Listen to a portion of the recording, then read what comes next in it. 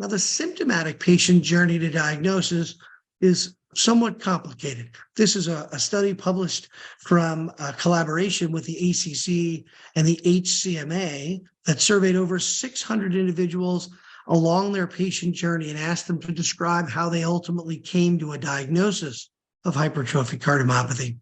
And you can see all the way to the left of your screen, common symptoms overlap with other conditions, pretty typical symptoms for a cardiologist: breathlessness at rest or with exertion, a new heart murmur, an arrhythmia, fatigue, weakness, dizziness with the exercise, or even chest pain or pressure that led those individuals to seek treatment.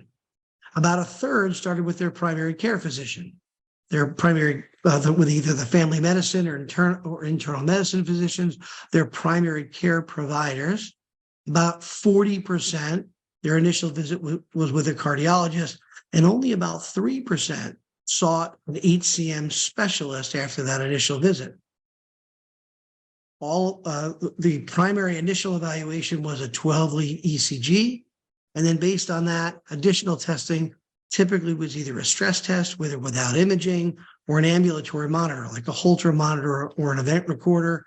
And then from there, based on those findings, they could have been referred to a specialist where ongoing assessment with additional imaging like an echocardiogram, a cardiac MRI, or genetic testing may have been employed to help make the diagnosis of hypertrophic cardiomyopathy.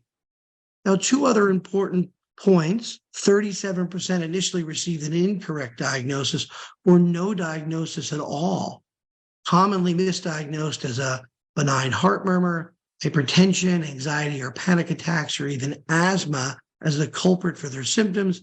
And about a third of patients felt that after they had seen their physician, they really poorly understood HCM in total. And what it really brought to life was how long it took for initial symptoms to lead to a diagnosis.